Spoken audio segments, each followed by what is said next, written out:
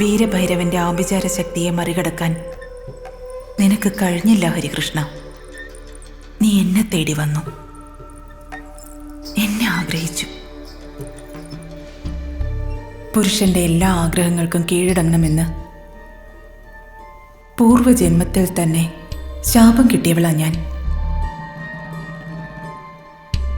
എനിക്കറിയില്ല, എനിക്കൊന്നും നിയന്ത്രിക്കാനാവുന്നില്ല. ഏതോ ഒരു ശക്തി. എൻ്റെ മനസ്സിലിപ്പോൾ ഉമ്മേമ്മ മാത്രമേ ഉള്ളൂ, ഉമ്മേമ്മ മാത്രം. ചില രാത്രികൾ നമ്മളെ മനുഷ്യരല്ലാതാക്കും. ഈ രാത്രി എന്നെ നീ എടുത്തു, നിന്റെ അച്ഛൻ ജയിക്കാൻ. ചെക്കൻ വീണു, ചോരക്കുത്തി വീഴ്ത്തി. ഇനി ഹൈമവതി, പിന്നെ കോവിലകം, പിന്നെ അവിടുത്തെ മണ്ണ്.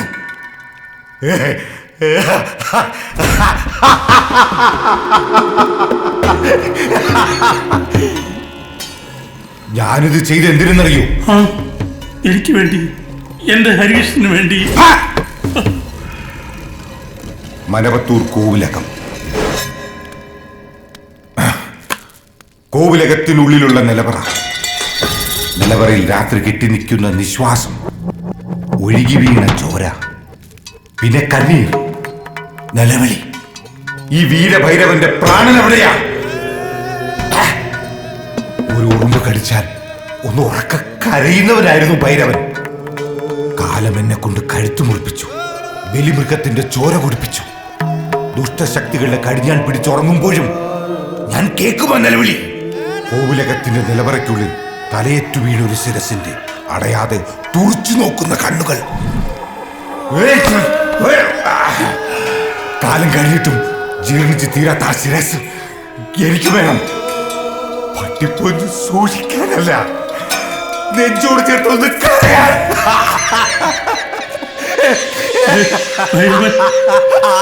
ഭൈരവൻ പറയുന്നൊന്നും എനിക്ക് മനസ്സിലാകുന്നില്ല. പക്ഷെ എന്തിനും ഞാൻ കൂടെ നിൽക്കും, എന്തിനും. പക്ഷെ ഇവനെ, ഈ രുദ്രനെ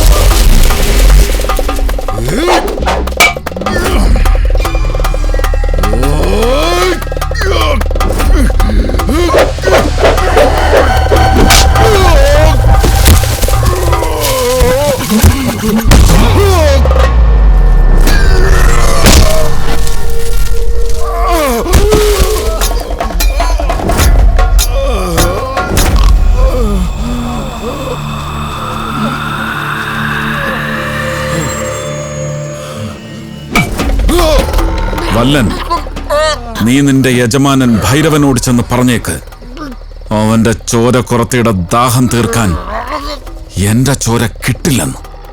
ആരുടെയും ജീവൻ എടുക്കാൻ ഒരാൾക്കും അവകാശമില്ല. പോ.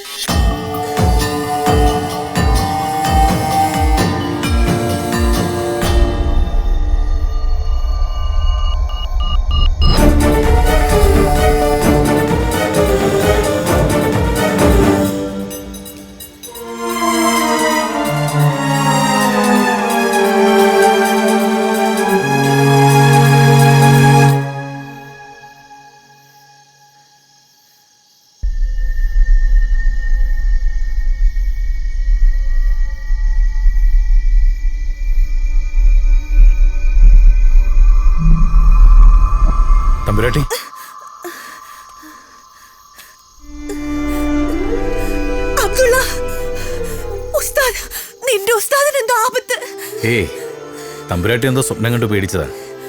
ഉസ്താദിനൊന്നും സംഭവിക്കില്ല. അദ്ദേഹത്തിന് ജീവൻ എടുക്കാൻ ആ ഭദ്രകാളി വിചാരിക്കണം. ഇല്ലെങ്കിൽ കാളിയുടെ മുന്നിൽ എൻ്റെ ഉസ്താദ് സ്വയം പ്രാണനെടുത്ത് കൊടുക്കണം. അബ്ദുള്ള, അച്ഛൻ മരിക്കുന്നതിന് മുമ്പ് ഞാൻ ഇതുപോലൊരു സ്വപ്നം കണ്ടു. അഭിമന്യു അച്ഛന് നേരെ കൊമ്പുയർത്തുന്നത്. തമ്പുരായിട്ട് പോയി സമാധാനമായി കിടന്നുറങ്ങ. എൻ്റെ ഉസ്താദ് ഏതെങ്കിലും അമ്പലത്തിണ്ണയിലോ പള്ളിമുറ്റത്തോ സുഖമായി കിടന്നുറങ്ങുന്നുണ്ടാവും. പോണം തമ്പുരാട്ടി.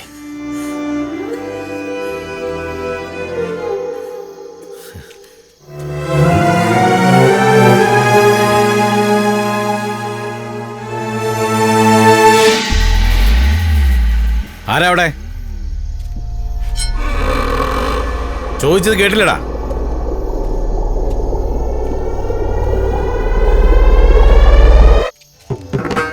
ഓ, നീയോ? എവിടെയായിരുന്നു? നല്ല ക്ഷീണമുണ്ടല്ലോ മുഖത്ത്. ആ തന്തപ്പിശാശ് കൊണ്ടുപോയി വല്ല കുരുത്തക്കേട് ഒപ്പിച്ചോടാ. ഞാൻ നിന്നോടാ ചോദിച്ചേ. ആനവാലം കൊണ്ടൊരു പോക്ക് പോയതാ. എന്നിട്ട് കള്ളനെ പോലെ മറഞ്ഞു വന്ന് നിൽക്കുന്നു. പെട്ടെന്ന് മനസ്സിലായ നന്നായി. ഇല്ലെങ്കിൽ നിന്റെ ചങ്ക് ഞാൻ കുത്തി കീറിയനെ. കേറിപ്പൊക്കോ.